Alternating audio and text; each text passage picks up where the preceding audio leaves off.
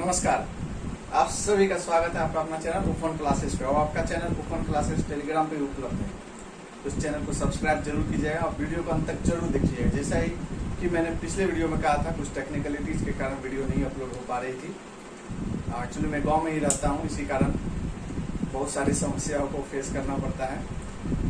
तो चलिए कोई बात नहीं। एनसीईआरटी की सीरीज में जहाँ मैंने बोला था कि क्लास 10th कक्षा 10th से शुरुआत की जाएगी ज्योग्राफी से। आज वो फर्स्ट चैप्टर की हम शुरुआत कर रहे हैं और ये फाउंडेशन के लिए बहुत ही महत्वपूर्ण है और ये वीडियो बडिंग एक्सपीरियंस के लिए बहुत महत्वपूर्ण है। जो स्टूडेंट बोर्ड की भी एग्जाम दे रहे होंगे, बोर्ड का प्रिपरेशन कर रहे होंगे, उसके लिए भी बहुत महत्वपूर्ण है। जरूर देखिएगा, सिनॉप्सिस बेसिस पे स्टडी होगी, बहुत अच्छा लगेगा। अंतिम समय में रिविजन में बहुत हेल्प होगा ये वीडियो, तो वीडियो में अंत तक बने रहिएगा। चलिए हम शुरू करते हैं। प्रथम चैप्टर भूगोल कक्षा 10 का एनसीईआरटी पे संसाधन एवं विकास। सबसे पहले हम लोग देखें संसाधन। ये जो संसाधन एवं विकास है, प्रथम चैप्टर फर्स्ट चैप्टर संसाधन वर्ड एवं विकास वर्ड, दो चीजें इसमें, संसाधन एवं विकास, डेवलपमेंट एंड रिसोर्सेज। तो हम लोग देखते हैं कि रिसोर्सेज किसे कहते हैं, संसाधन किसे कहते हैं। ये पर्यावरण है, तो हमारे चारों ओर, माना कि हमारे चारों ओर ये पर्यावरण उपलब्ध वस्तुएं, जितनी भी ये वस्तुएं हैं, उपलब्ध वस्तुएं को बनाने में टेक्नोलॉजी के प्रयोग से, प्रौद्योगिकी के प्रयोग से, प्रौद्योगिकी के प्रयोग से जो उपलब्ध वस्तु है उसको बनाने हेतु एवं बनी हुई वस्तुएं जिसका इंपॉर्टेंस या आर्थिक संभाव्य हो, आर्थिक पॉसिबिलिटीज हो, इकोनॉमिक पॉसिबिलिटीज हो, एवं उसकी सांस्कृतिक मान्यताएं हो। क्या हो? सांस्कृतिक मान्यताएं हो, मान्य हो, सांस्कृतिक रूप से मान्य हो, कल्चरल रूप से वो एक्सेप्टेबल हो सोसाइटी में, उसे हम संसाधन कर सकते हैं। अपने मतलब कि हमारे चारों ओर के पर्यावरण में उपलब्ध वस्तुएं जिसपे प्रौद्योगिकी के उपयोग के द्वारा आर्थिक रूप से संभाव एवं सांस्कृतिक रूप से मानव से क्या कहेंगे हम लोग, संसाधन, रिसोर्सेज कहेंगे। अब हम लोग देखते हैं कि संसाधन को कितने प्रकार से वर्गीकृत किया जाता है, क्लासिफाइड किया जाता है, डिवीजन किया जाता है संसाधन का वर्गीकरण। तो संसाधन का वर्गीकरण प्रथम है उत्पत्ति के आधार पे, on the basis of origin. ये देख सकते हैं उत्पन्न कैसे हुआ, ये उत्पत्ति के आधार पे जैव संसाधन और अजैव संसाधन। ठीक है, जैव जहां तक नाम से ही ये स्पष्ट है, जैव जीवन, जीवन जैव, जैव मंडल में, बायोस्फीयर जीव मंडल में जिस भी संसाधन में जीवन व्याप्त है, जिसमें जीवन व्याप्त है जीव मंडल में, उसे हम जैव संसाधन कर सकते हैं। जैव संसाधन के कैटेगरी में उसको रख सकते हैं। जैसे प्राणी जगत, हम लोग भी आ गए, वनस्पति जगत, साग सब्जी, आम का पेड़ इत्यादि, मत्स्य, मछली पालन वो भी एक संसाधन, रिसोर्सेस है। ठीक है। दूसरा है अजैव जगत, अजैव संसाधन, उत्पत्ति के आधार पर जैव संसाधन, अजैव संसाधन। ठीक है, सिनॉप्सिस बेसिस पे स्टडी है, इसको आप लोग अच्छे से लिख लीजिएगा कॉपी में, स्क्रीनशॉट रख लीजिएगा, रिवीजन में बहुत हेल्प होगा एग्जाम के टाइम में। हमारे कुछ फ्रेंड हैं कि इवेंट के जब यूपीएससी देने जाते तो यूपीएससी के क्लासरूम के गेट थे, मतलब स्कूल के गेट तक वो स्टडी करते, मेट्रो में जा रहे थे तो स्टडी करते हुए जा रहे थे। ये सिनॉप्सिस का स्टडी करते हैं, वो भी स्टडी करते थे। मैं बोलता था क्या कर रहे हो, आई एम सो बिजी। तो मतलब कि जो है डिजिटल बोर्ड नहीं है। डिजिटल बोर्ड में क्या होता है, 10 मिनट में खत्म चैप्टर, मतलब फोटो आ गया, बता दिए, हो गया। जो मैनुअल स्टडी है, मैनुअल स्टडी की जो प्रधानता है उसमें अच्छे से होती है। चलिए, अजैव संसाधन, निर्जीव वस्तुएं जिसमें जीवन नहीं हो, नाम से ही ये पता चलता है अजैव संसाधन। निर्जीव वस्तुएं,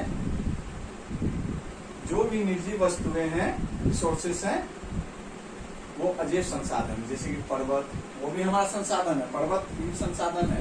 पर्वत को तोड़ के मार्ग बनाया जाता है, पर्वत को तोड़ के उससे कंकड़ निकाला जाता है, छोटी छोटी मिट्टी निकलता है, बहुत सारे संसाधन पर्वतों से निकलती है। ठीक है, तो आगे पढ़ेंगे तो आप जानेंगे, जब जियोमॉर्फोलॉजी पढ़ेंगे क्लास 11 में। पर्वत और धातुएं, ये क्या है, अजीव संसाधन, निर्जीव वस्तु। धातु क्या है? जीवन थोड़ी है धातु, ये निर्जीव है। यानी जैव उत्पत्ति का धातु दो पार्ट में डिवाइड की, जैव और अजैव, ठीक है, जिसमें जीवन हो जैव, जिसमें जीवन नहीं हो अजैव।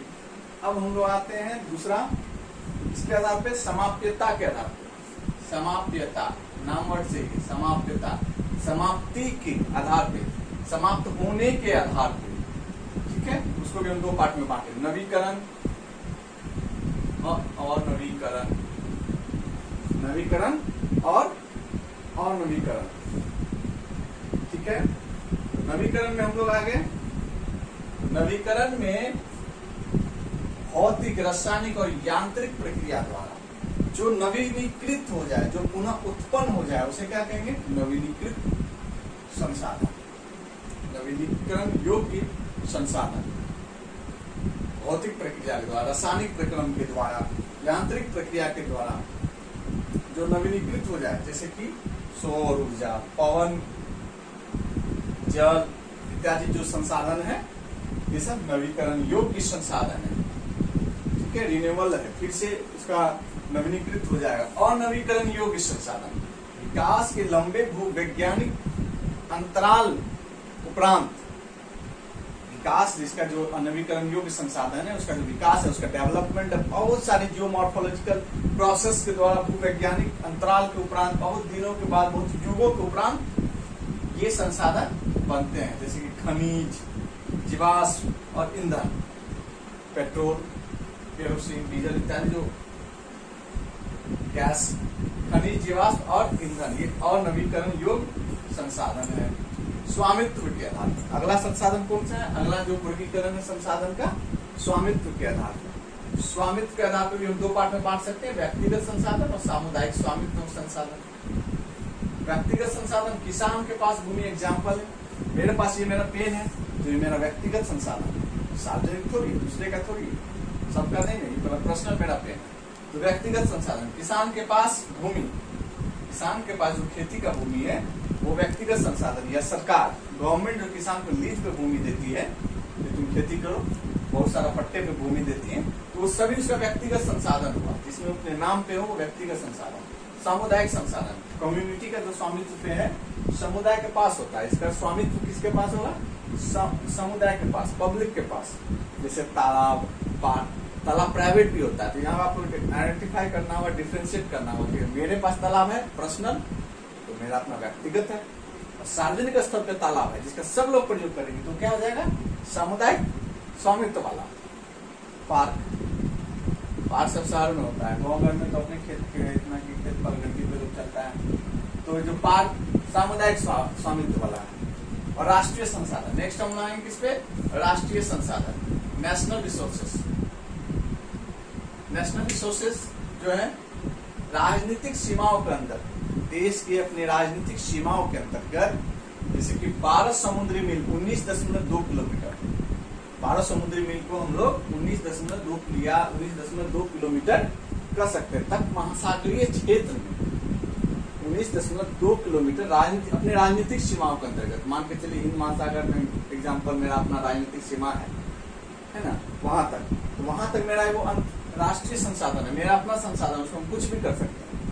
लेकिन अंतरराष्ट्रीय संसाधन, अब हम लोग जब इंटरनेशनल रिलेशन पढ़ेंगे पॉलिटी में, अच्छे से वहां हम समझेंगे, इसका बहुत इंपॉर्टेंट है। इसी के लिए तो युद्ध होने के कगार पे, अब जो तृतीय विश्व युद्ध होगा इसी सब मुद्दे पे होगा, अंतरराष्ट्रीय संसाधन के मुद्दे पे होगा।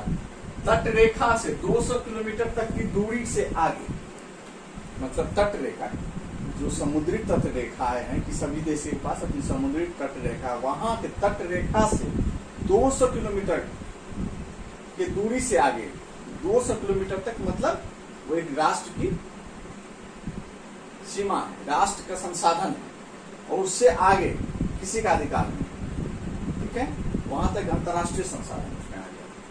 और उसके आगे जैसे चाइना में भी देखेंगे, साथ चाइना में प्रॉब्लम चल रहा है, बहुत सारा है, जब लोग पॉलिटी में पढ़ेंगे अंतरराष्ट्रीय संबंध, इंटरनेशनल रिलेशन, तो वहां देखेंगे अच्छे से।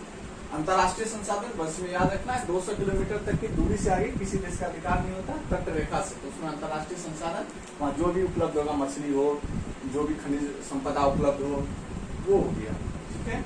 अब इसके आगे हम लोग बढ़ते हैं, देखते हैं कि ये तो हो गया 5 आधार था, उत्पत्ति के आधार पे, समाप्यता के आधार पे, स्वामित्व के आधार पे, राष्ट्रीय संसाधन और अंतर्राष्ट्रीय संसाधन। यहाँ देखिए अब हम लोग चलते हैं विकास के आधार पर, विकास के स्तर के आधार पे, विकास के लेवल के आधार पर जो बांटा गया वो क्या क्या, संभावी संसाधन और विकसित संसाधन। क्या है ये संभावी और ये रहा विकसित।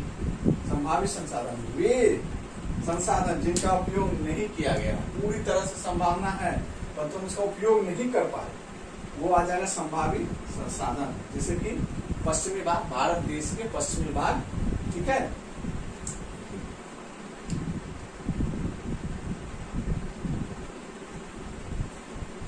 ये है पश्चिमी भाग, जैसे राजस्थान, गुजरात, इस सब में जो है पवन ऊर्जा, सौर ऊर्जा इत्यादियों का अच्छे प्रकार से दोहन नहीं हो पाया, अच्छे प्रकार से उसका उपयोग नहीं हो पाया, वहाँ संभावना है। इसका यदि अच्छे प्रकार से उपयोग करेंगे बहुत सारा रिसोर्सेस है वहाँ पर, बहुत सारा आर्थिक स्थिति हमारी सुदृढ़ हो सकती है, ऊर्जा के रूप में हम लोग सुदृढ़ हो सकता है भारत अपना। तो ये जो पश्चिमी तट है, पश्चिमी भाग, राजस्थान, गुजरात, इन सब पे जो सौर ऊर्जा, पवन ऊर्जा है, इसका अच्छे से उपयोग नहीं किया गया, वो क्या आ जाएगा, संभावी संसाधन। और विकसित संसाधन वे जिसका सर्वेक्षण किया जा सका है, मैपिंग किया जा चुका है, भूग्राफिक जो जियोग्राफिकल मैपिंग होती है वो किया जा चुका है, सर्वेक्षण किया जा चुका है, और उसका कैसे उपयोग करना है, गुणवत्ता और मात्रा भी निर्धारित की जा सकती है, तो ये आ जाएगा किसमें, तो विकसित संसाधन। ठीक है, इतना हो गया। अब हम आगे बढ़ते हैं। अब इसमें देखते हैं कि संसाधन है, उसका भंडार भी होना चाहिए। भंडार जो है पर्यावरण में उपलब्ध सभी वस्तुओं जिसकी आवश्यकता की, मानव की आवश्यकता की जो पूर्ति कर पाए, ठीक है, जिसके प्रौद्योगिकी के अभाव से, पहुंच से बाहर है, मानव के पहुंच से बाहर है, पर्यावरण में उपलब्ध है।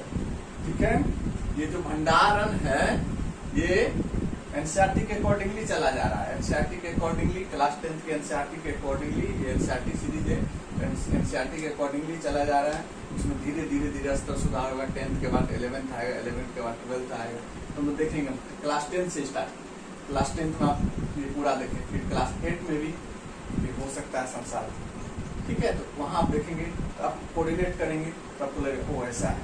ठीक है, अब बोलेंगे सर पीछे शुरू का इनके क्लास 6 नहीं, क्लास 10 से जा रहे हैं, ऊपर से नीचे जा रहे हैं। ठीक है, तो भंडार में देख रहे हैं हम लोग, पर्यावरण में उपलब्ध जितने भी रिसोर्सेस हैं वो मानव की आवश्यकता की पूर्ति हेतु प्रौद्योगिकी के अभाव में पहुंच से बाहर है। ठीक है, जो मानव की आवश्यकता की पूर्ति कर सकता है लेकिन प्रौद्योगिकी के अभाव में, टेक्नोलॉजी के अभाव में मानव के पहुंच से बाहर है, वैसे संसाधन भंडारण में है, भंडार में है हमारा। जैसे क्या, हाइड्रोजन गैस जो है, जल में हाइड्रोजन, ऑक्सीजन, H2O, ये जो हाइड्रोजन है हमारा, इसका उपयोग हम ईंधन के रूप में कर सकते हैं। बहुत अच्छा है, बहुत संभावना है भारत में, इसका हम तक पूरा दोहन नहीं कर पाए, तो टेक्नोलॉजी इतना डेवलप नहीं कर पाएंगे, इसका उपयोग करेंगे हाइड्रोजन गैस का। अब इसी में आगे जाएंगे तो देखेंगे कि बॉक्स में थोड़ा बॉक्स में बना हुआ रहता है। ठीक है, एनसीईआरटी के जो बॉक्सेस होते हैं, एनसीईआरटी का जितनी बार पढ़ेंगे उतना आपको नया चीज सीखने को मिलेगा। ठीक है, आप लोग बोलते हैं आंसर राइटिंग का प्रैक्टिस, बहुत सारे कोचिंग संस्थाओं में या डिजिटल बोर्ड वाले कोचिंग संस्थाओं में वहाँ पे वो बताया जाता है कि आंसर राइटिंग प्रैक्टिस। अरे आंसर राइटिंग क्या प्रैक्टिस, सिनॉप्सिस बेसिस पे आदत की एनसीईआरटी को 2 बार पढ़िए, उसका जो पीछे प्रश्न दिया उससे प्रश्न को लिखिए, 2 बार प्रश्न को लिखिए। आप जब 2 बार 3 बार प्रश्नों को लिखेंगे, खुद अपने से पढ़िएगा प्रश्न को, आपको अच्छा, अरे नहीं ये इसमें और अच्छा लिखा जा सकता था, और अच्छा लिखा जा सकता था, 2-3 बार लिखिएगा, खुद आपको पता चल जाएगा इस प्रश्न में कितना लिखेंगे, इस प्रश्न में कितना लिखेंगे। ठीक है, तो रियो डी जेनेरियो में हुआ था अर्थ समिट, क्या, पृथ्वी सम्मेलन। पृथ्वी सम्मेलन कहाँ हुआ था, रियो डी जेनेरियो शहर है कहाँ, ब्राजील में। ब्राजील में 1992 में 100 देश के राष्ट्राध्यक्ष, 100 कंट्री के जो राष्ट्राध्यक्ष थे, प्राइम मिनिस्टर समय के, 1992 में अर्थ समिट में रियो डी जेनेरियो शहर में सोशियो इकोनॉमिक डेवलपमेंट हेतु के उपयोग में, इसकी वृद्धि के लिए चर्चा कर रहे थे। तो वहां उन्होंने एजेंडा 21 नामक रिपोर्ट प्रकाशित किया। एजेंडा 21 का प्रारूप लाया और उसी में एजेंडा 21 में कहा गया कि संसाधनों का सतत पोषणीय विकास, हम अपना जो विकास कर रहे हैं वो कैसा हो, सतत पोषणीय विकास, सस्टेनेबल डेवलपमेंट, ठीक है। और एजेंडा 21 में ही बताया गया कि प्रत्येक स्थानीय निकाय अपना एजेंडा 21 तैयार करे। प्रत्येक स्थानीय निकाय, प्रत्येक ग्राम पंचायत, नगर पालिका, नगर परिषद, जो भी स्थानीय निकाय जिस देश में, जिस राज्य में जैसा स्ट्रक्चर है स्थानीय निकाय का, वो अपना एजेंडा 21 तैयार करा। ब्राजील में जो है बिहार के छोटे से गांव का एजेंडा, मेरे गांव का एजेंडा 21 थोड़ी बना देगा। मेरे गांव का अपना रिसोर्सेस है, मेरे गांव की अपनी नीड है, उसके अकॉर्डिंगली एजेंडा 21 प्रत्येक ग्राम पंचायत, प्रत्येक स्थानीय निकाय बना एजेंडा 21, ठीक है। एजेंडा 21 में क्या यहाँ वर्ड आया, सतत पोषणीय विकास। सतत पोषणीय विकास, सस्टेनेबल डेवलपमेंट। सतत पोषणीय विकास वो है, धारणीय विकास जिसको कहते हैं। सतत पोषणीय विकास ऐसा विकास जिसमें विकास के साथ साथ पर्यावरण को नुकसान नहीं पहुंचे। विकास के साथ साथ बताते हैं इसको, पहले आप लोग स्क्रीनशॉट ले लीजिए, देख लीजिए। विकास के साथ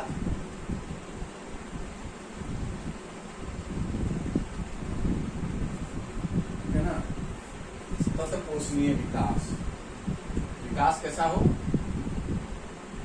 पर्यावरण को नुकसान नहीं पहुंचे, इन्वायरमेंट, इसलिए इन्वायरमेंट इम्पैक्ट असेसमेंट होता है। इन्वायरमेंट इम्पैक्ट असेसमेंट कोई योजना शुरू करने से पहले इन्वायरमेंट पे कोई नुकसान ना हो एवं भावी पीढ़ी, अगली पीढ़ी, अपने छोटे भाई बहनों के लिए, भावी पीढ़ियों को ध्यान में रखते हुए, नेक्स्ट जनरेशन को ध्यान में रखते हुए, ऐसा नहीं है कि आम का गाछी आम खा लिया, काट गाछी काट लिया, तो नहीं, खाली आम खाना है, गाछी नहीं। भावी पीढ़ियों को ध्यान में रखते हुए, नेक्स्ट जनरेशन को ध्यान में रखते हुए, इंग्लिश का युग है, अंग्रेजी मीडियम में पढ़िए आप, जो है वहाँ पे प्योर बहुत अच्छे इंग्लिश मीडियम स्कूल है, लेकिन कुछ जो इंग्लिश मीडियम, हिंदी और इंग्लिश, मैथ भैया, मैथ तो यहाँ चलेगा किसमें, हिंदी में, बाकी सब्जेक्ट अंग्रेजी में, ठीक है। तो वो इंग्लिश मीडियम स्कूल हुआ, हिंदी और अंग्रेजी सब कुछ पढ़ाएगा इंग्लिश में, टीचर हिंदी और इंग्लिश मिला के बात करेंगे। डिवीजन, बच्चों डिवीजन लिखो, लिखेंगे हिंदी में वर्गीकरण, या लिख देंगे डिवीजन, बोलेंगे वर्गीकरण, तो उसके तो सबका अपना अपना है, तो कैसे क्या होता है तो बात है। हम लोग तो भाई, आप लोग बोरा स्कूल जानते हैं, वो जो है क्या होता था, इटालियन सैलून की बात याद आ गई, यहाँ पता था। नेक्स्ट जनरेशन, तब इटालियन सैलून का काम, नेक्स्ट जनरेशन की आवश्यकताओं को ध्यान में रखते हुए, भावी पीढ़ी की आवश्यकता को ध्यान में रखते हुए, पर्यावरण को नुकसान नहीं पहुंचे, तब जो हम विकास करेंगे उसमें सतत पोषणीय विकास। इटालियन सैलून, अब हम लोग जैसे क्लास कर रहे थे एक जगह, तो बात चल रहा था उसी में, हम इटालियन सैलून में जो है बाल अपना कटाए थे बच्चा में, इसी तरह से दोस्तों बात रहा था, इटालियन सैलून किसका लगा, इटली चला गया, अरे नहीं किया, इटालियन सैलून गाँव में जाइएगा चौराहों पे, तो क्या था, जो बाल काटते हैं ना, ईटा पे बैठा के मान ले कि ये ईटा हो गया है ना, ये ईटा है, इसी ईटा पे फलना, ये ईटा पे बैठ गया, यहाँ नाई चचा है, बाल काट, इटालियन सैलून। बोरा पे बच्चा सब क्या आता था, पहले स्कूल में बोरा ले आता था, कान के बोरा, एक बोरा वाला स्कूल में पढ़ता था, तो ये इटालियन सैलून, इसको ध्यान में रखेंगे कि जो है नेक्स्ट जनरेशन, भावी पीढ़ी को ध्यान में रखते हुए, पर्यावरण का ह्रास नहीं हो, वैसा विकास करेंगे तो होगा सतत पोषणीय विकास, ठीक है। तो हम क्या क्या पढ़े, संसाधन किसे कहते हैं, संसाधन का वर्गीकरण कैसे हो, ठीक है, उत्पत्ति के आधार पे, समाप्ति के आधार पे, स्वामित्व के आधार पे, राष्ट्रीय संसाधन, अंतर्राष्ट्रीय संसाधन, फिर विकास का स्तर के आधार के संभावित संसाधन, विकसित संसाधन, ठीक है। उसी से ऊपर निकल गए, तो देख लिए रियो दे जेनेरियो ब्राजील में समिट हुआ था 92 में, 1992। उसके बाद हम देखे कि सतत पोषणीय विकास क्या है, भंडार क्या है, स्टोरेज है, भंडारण क्या है वो देखिए। ठीक है, अब इसके आगे हम लोग देखेंगे, पता है आप लोग उसका रिकॉर्डिंग देख लीजिए, सेव कर लीजिए, स्क्रीनशॉट ले लीजिए।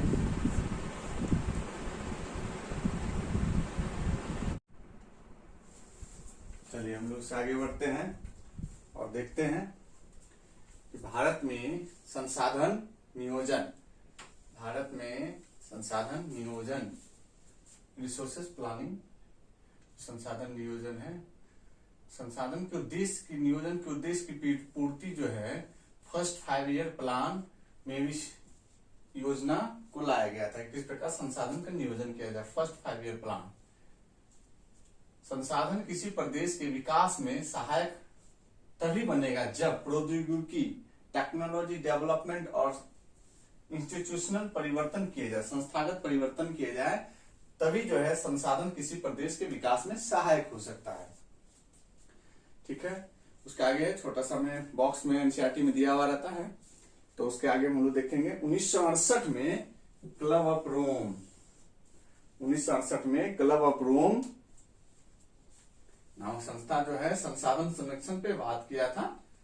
ठीक है, 1968 में याद रखिएगा, ऑब्जेक्टिव बन सकता है इससे। और 1974 में सुमेशर ने स्मॉल इज ब्यूटीफुल नामक पुस्तक लिखकर गांधी जी के दर्शन पर संसाधन संरक्षण की बात की थी। 1987 में ब्रंटलैंड आयोग ने सतत पोषणीय विकास के आधार पर संसाधन संरक्षण की बात की और अपना रिपोर्ट प्रस्तुत किया। क्या प्रस्तुत किया? रिपोर्ट। क्या? आवर कॉमन फ्यूचर, उसका नाम था आवर कॉमन फ्यूचर, हमारा साझा भविष्य। ठीक है, उसके आगे हम लोग चलते हैं भू संसाधन पर। किस पे? भू संसाधन पे चलते हैं। भू संसाधन में देखेंगे कि 43% भू क्षेत्र मैदान है, 43%, 30% भाग पर क्या है? पर्वत, 27% पे पठारी भाग है। क्या है? पठारी भाग। ठीक है, हो गया 100%। 43 पे भू क्षेत्र, 30 पे पर्वत, 27 पे पठारी भाग। उसी में से देखेंगे जो भू क्षेत्र है सब पे 14% कृषि के लिए अनुपलब्ध है। 14% भूमि जो है वो कृषि के लिए अनुपलब्ध है। 5% बंजर भूमि है। क्या है? बंजर भूमि। 8% प्रति भूमि और 4% पे अस्थायी चारागाह है, पशु के लिए चरने की व्यवस्था 4% भूमि पे है। 22% पे वनों का विस्तार है। 1% भूभाग पर बाग है, बागवान वाला बाग नहीं, बाग। 46% शुद्ध बोया गया क्षेत्र है, जिसपे बोया जाता है, खेती की जाती है। 46% भूमि, जिसमें से 16% पर वर्ष में एक से अधिक बार फसल उगाई जाती है। कितना? एक से अधिक फसल जो होता है 16% भूमि पे। अब हम लोग उससे आगे बढ़ते हैं तो उसमें देखते हैं कि 32.8 लाख वर्ग किलोमीटर उपलब्ध है भू जो उपयोग की जाती है, जो भूमि उपयोग की जाती है। क्या? 32.8 लाख वर्ग किलोमीटर। और उसमें से 93% भू उपयोग के ही आंकड़े उपलब्ध हैं हमारे पास, यानी भारत के पास। भू उपयोग को हम लोग देखते हैं, इसको डिवीजन करते हैं। तो भू उपयोग में हम लोग देखते हैं कि वन के रूप में उपयोग करते हैं। भू उपयोग में भूमि का उपयोग वन के रूप में उपयोग करते हैं। कृषि के लिए अनुपलब्ध भूमि भी है, जो जिस भूमि में कृषि के लिए कृषि नहीं की जाती, अनुपलब्ध है, जिसमें नहीं अनुपलब्ध है, कृषि योग्य नहीं है। बंजर तथा कृषि अयोग्य भूमि और गैर कृषि परियोजनाओं में लगाई गई भूमि, इमारतें, सड़कें। अब जहां घर बना लिया उसमें कृषि थोड़ी करेंगे, सड़क के लिए उपयोग किया गया है, विकासात्मक कार्य के लिए उपयोग किया गया है, तो कृषि के लिए अनुपलब्ध भूमि, ये सारी भूमि कृषि के लिए अनुपलब्ध होगी। ठीक है, तीसरा है प्रति भूमि के अतिरिक्त अन्य कृषि अयोग्य भूमि। प्रति भूमि तो कृषि अयोग्य है, उसके अतिरिक्त भी कृषि अयोग्य भूमि कौन कौन सा है? अतिरिक्त अस्थायी चारागाह तथा अन्य गोचर भूमि, पशुओं के लिए चरने जो अस्थायी चारागाह की, यहाँ भैया चारागाह है। इसके अतिरिक्त भी कहीं चारागाह है, छोटा छोटा जगह पे, कहीं इतना दूर, कहीं इतना दूर, फील्ड वूल्ड सब कुछ। तो अस्थायी चारागाह तथा अन्य गोचर भूमि, विविध वृक्षों, फसलों, उपवन के अधीन शामिल भूमि। बहुत प्रकार के पेड़ पौधे लगाए जाते हैं, बाग बगीचे लगाए जाते हैं, उसके अधीन शामिल भूमि, जंगल झाड़। कृषि योग्य बंजर भूमि जहां 5 वर्षों से अधिक से खेती न की गई हो। कृषि योग्य बंजर भूमि जहां 5 वर्षों से अधिक से खेती न की गई हो, ठीक है, तो वो प्रतिभूमिगत अन्य कृषि अयोग्य भूमि में आएगा। उसके आगे है प्रतिभूमि, जो ये प्रतिभूमि, उसके आगे है थर्ड भाग प्रतिभूमि, वर्तमान प्रति, जो जहां एक कृषि वर्ष या उससे कम समय से खेती न की गई हो। वर्तमान प्रति क्या है? वर्तमान प्रति जहां एक कृषि वर्ष या उससे कम समय से खेती न की गई हो। और पुरातन प्रति 1 से 5 कृषि वर्ष से खेती न की गई हो। पुरातन भूमि किसे कहेंगे? जहां 1 से लेकर 5 वर्ष तक खेती न की गई हो, पुरातन भूमि। और वर्तमान प्रति जहां 1 कृषि वर्ष या उससे कम समय से खेती न की गई हो। 1 साल से कम समय से, 1 कृषि वर्ष से कम समय से खेती न की गई हो, वर्तमान प्रति। और जहां 1 से 5 वर्ष, 5 कृषि वर्ष तक खेती न की गई हो, पुरातन प्रति। सकल कृषि क्षेत्र किसे कहते हैं? तो सकल कृषि क्षेत्र हो जाएगा एक कृषि वर्ष में एक बार से अधिक बोए गए क्षेत्र को शुद्ध बोए गए क्षेत्र में जोड़ दिया जाता है। एक कृषि वर्ष में एक बार से अधिक बोए गए क्षेत्र, जिसमें 1 से अधिक बार फसल उगता है, बोया जाता है, उसको शुद्ध बोए गए क्षेत्र जितना उपलब्ध है उसमें जोड़ देंगे हम, तो क्या निकल जाएगा हमारा? सकल कृषि क्षेत्र। ठीक है, अब आगे देखते हैं। इसमें है शुद्ध बोए गए क्षेत्र का परसेंटेज जो है अलग अलग क्षेत्रों में अलग अलग प्रकार का होता है। शुद्ध बोया गया क्षेत्र, जितना शुद्ध बोया गया क्षेत्र उपलब्ध है हमारा कितना? 46%। तो 46% में भी अलग अलग क्षेत्रों में अलग अलग प्रारूप है। जैसे कि पंजाब हरियाणा में 80% भूभाग पर खेती होती है, जानते हैं यहाँ पंजाब हरियाणा में। वहीं अरुणाचल प्रदेश, मिजोरम, मणिपुर इत्यादि प्रदेशों में 10% भागों पर ही खेती होती है, पर्वतीय प्रदेशों में। तो शुद्ध बोए गए क्षेत्र का भी परसेंटेज अलग अलग है। इस प्रकार हम देखें भू संसाधन का डिफरेंट परसेंटेज देखें, ठीक है। आयोग देखें, ब्रंटलैंड आयोग, क्लब ऑफ रोम क्या था, भारत में संसाधन नियोजन कब लाया गया, उसकी क्या उपयोगिता थी। बहुत उपयोग है संसाधन का, जब तक हम नियोजन नहीं करेंगे, डिवाइड नहीं करेंगे, प्लान वे में खर्च नहीं करेंगे संसाधन का, तो हमारे रिसोर्सेज की कमी हो जाएगी और डेवलपमेंट भी नहीं हो पाएगा। इसीलिए आप देखेंगे जब आप छोटे राज्यों का मुद्दा पॉलिटी में पढ़ेंगे, छोटे राज्यों का मुद्दा जो भी इश्यूज है, बताया जा रहा था बड़ा राज्य उसका विकास नहीं हुआ, राज्य को बंटवारा कर दिया जाए छोटे राज्यों में। तो कुछ कुछ राज्य हमारे उदाहरण जो खनिज संपन्न राज्य हैं उसका विकास जल्दी होनी चाहिए, लेकिन नहीं हो पाया, वो डेवलप अभी तक नहीं हो पाया।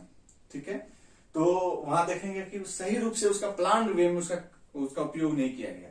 राज्य तो अलग हुआ इसी मुद्दे पे कि हम छोटा बन जाएंगे, मेरे संसाधन इतनी बड़ी जनसंख्या है कि क्यों पूर्ति हो, मेरा संसाधन है मेरे खुद के लोगों के लिए हो, तो इसलिए राज्य को अलग कर दिया गया।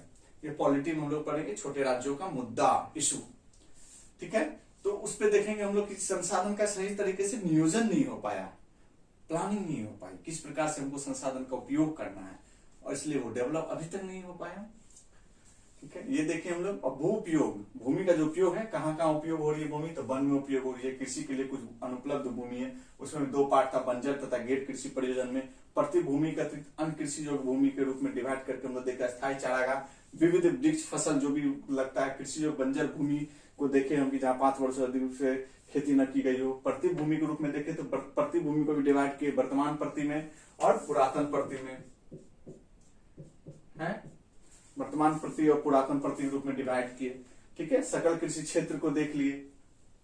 तो इस प्रकार से हम लोग ये देखें, और 93% भाग के भू उपयोग आंकड़े उपलब्ध है भारत सरकार के पास, जबकि 32.8 लाख वर्ग किलोमीटर जो भू उपयोग है हमारे पास, भू संसाधन जिसका हम उपयोग कर सकते वो है।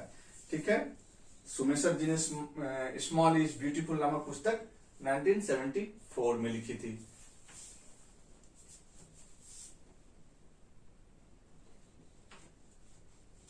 अब हम इससे आगे बढ़ते हैं।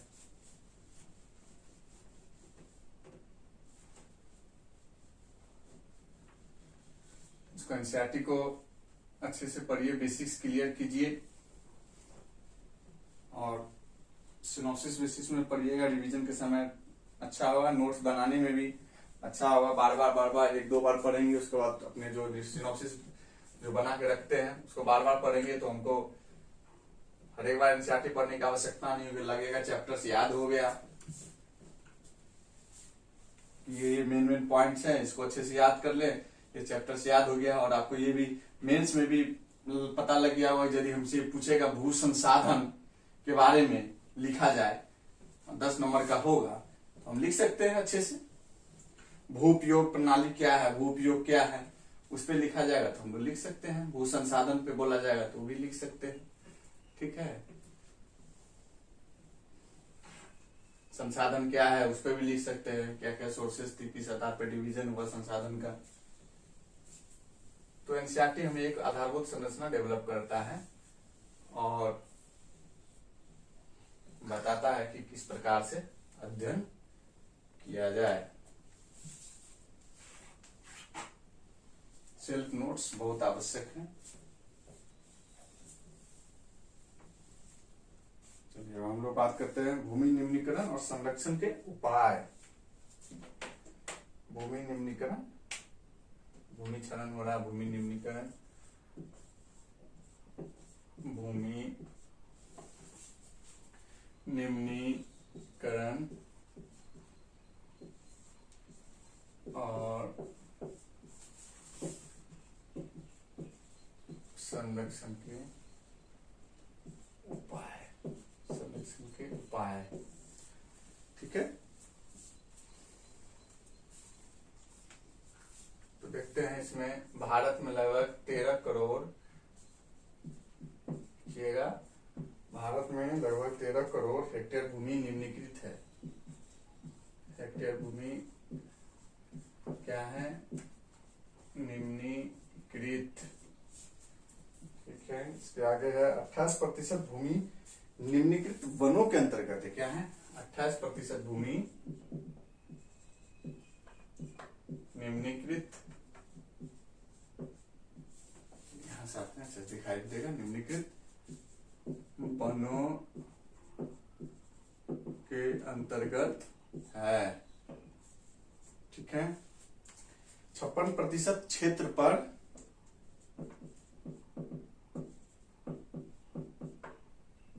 क्षेत्र जो है जल अपर्दित है।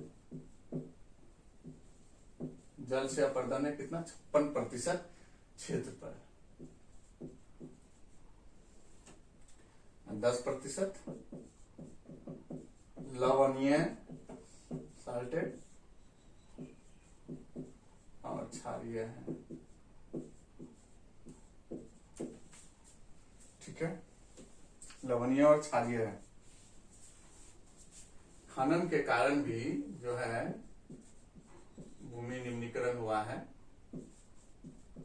कहाँ कहाँ, जैसे झारखंड, उड़ीसा, पश्चिम बंगाल के कुछ क्षेत्र, छत्तीसगढ़, झारखंड, उड़ीसा, छत्तीसगढ़, जहां जहां खनन हुआ है, खनन करके उसको छोड़ दिया जाता है और गड्ढे में पानी लग जाती है और भूमि निम्नीकृत होने लगता है। बगल बगल का जितना और खेती वाला भूमि है सब धस धस के गिरने लगता है उसी खनन में चारों ओर से। निम्नीकृत अति पशुचारण जो है, अति पशुचारण वो भूमि निम्नीकरण करता है।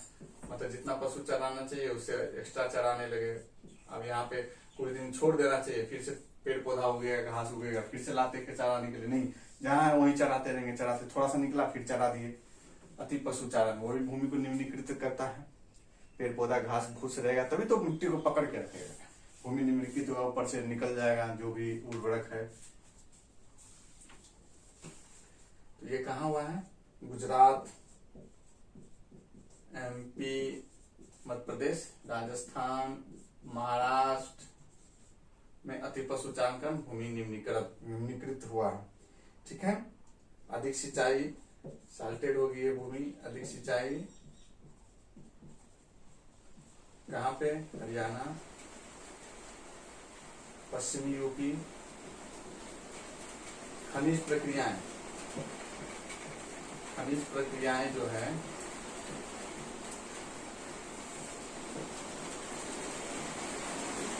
खनिज प्रक्रियाएं, सीमेंट उद्योग, खासकर सीमेंट उद्योग,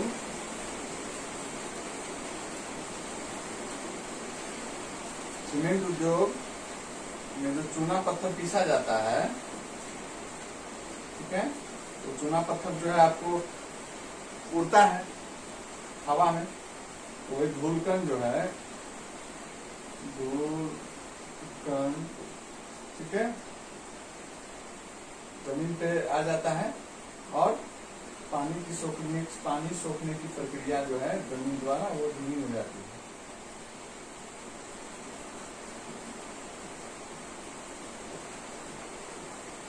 पानी सोखने की प्रक्रिया क्या हो जाएगी? धीमी।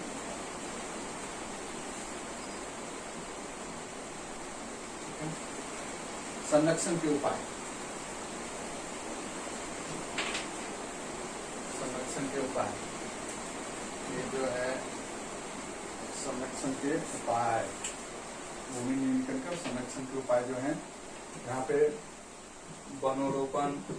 वनोरोपण करेंगे, वन लगाएंगे। संरक्षण के लिए, भूमि संरक्षण के लिए पेड़ों की रक्षक मेखला बनाएंगे, रक्षक मेखला की रक्षक मेखला, ठीक है, पेड़ों की रक्षक मेखला बनाएंगे। बंजर भूमि का उचित प्रबंधन करेंगे।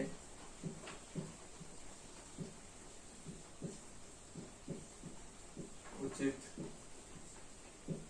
प्रबंधन करेंगे, बंजर भूमि को उचित प्रबंधन करके औद्योगिक, बाकी जो है औद्योगिक जल का परिष्करण करेंगे, डायरेक्ट नहीं जमीन में छोड़ देंगे। जो इंडस्ट्री से जल निकलता है औद्योगिक जल का परिष्करण करेंगे, बहा नहीं देंगे, नहीं तो हमारा जो भी है वो भी भूमि का सब कुछ खत्म हो जाएगा, खेती विकास नहीं हो पाएगा, कृषि नहीं डेवलप हो पाएगा, जो उर्वरक शक्ति है वो खत्म हो जाएगी। मृदा संरक्षण में भी पढ़ेंगे और डिटेल्स में किस प्रकार से मृदा का कैसे क्या हो रहा है, ठीक है। कांटेदार झाड़ियां लगाकर भी संरक्षण कर सकते हैं।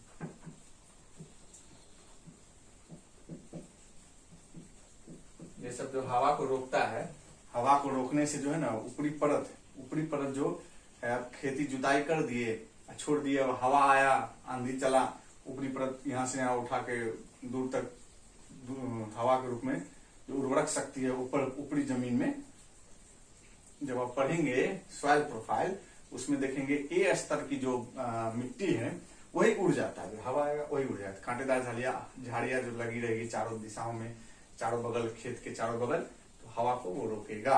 रक्षक मेखला पेड़ों की श्रृंखलाएं बना के लगाएंगे तो वो भी हवा को रोकेगा, तो कुछ हद तक रुकेगा, ठीक है। इस प्रकार हम देखें कि भूमि का संरक्षण किस प्रकार किया जाता है, कैसे निम्नीकृत होती है हमारी भूमि का किस प्रकार से क्षरण होता है, ह्रास होता है। तो ये भू संसाधन बहुत ही उपयोगी चीज है, इसका हम लोग को संरक्षण करना आवश्यक है। तो ये रहा आपको रिसोर्सेस एंड डेवलपमेंट चैप्टर्स के भू संसाधन तक। अब इसी में आता है मृदा संरक्षण, एनसीईआरटी के अकॉर्डिंग। इसके बाद आता है मृदा संरक्षण। तो मृदा संरक्षण को अच्छे से डिटेल में पढ़ेंगे नेक्स्ट वीडियो में, और आप लोग अच्छे से रिवीजन कीजिए, स्क्रीनशॉट ले लीजिए, अच्छे से रिवीजन कीजिएगा। और सिनॉप्सिस बेसिस पे है, एक बार एनसीईआरटी बुक गो थ्रू भी होइएगा, नहीं भी होइएगा तो बार बार वीडियो को सुनिएगा और देखिएगा, अच्छे से आपको याद हो जाएगा, ठीक है। दिमाग में बैठाएंगे हम लोग, और तब आंसर राइटिंग भी अपने आप स्किल्स डेवलपमेंट होगा, ठीक है। बाहर के लोग आंसर राइटिंग नहीं करते, इसी से बेसिक से धीरे धीरे करके हम लोग सीखेंगे, और हमारे बोर्ड एग्जाम्स में भी अच्छे से आएगा मार्क्स। अच्छे से आंसर लिखेंगे, कुछ सिनॉप्सिस दे देंगे तो अच्छे से मार्क्स आएगा, कुछ डायग्राम बेसिस पे बना देंगे, कुछ एक्स्ट्रा बात बताएंगे तो मार्क्स भी अच्छा से आएगा, पढ़ने में भी मजा आएगा। तो वीडियो में बने रहिएगा, ठीक है। पूरा वीडियो को देखिएगा और लाइक शेयर सब्सक्राइब जरूर कीजिएगा, आपका अपना चैनल उपवन क्लासेस। और अगले वीडियो में इसके बाद होगा मृदा संरक्षण। धन्यवाद। जय जवान जय किसान।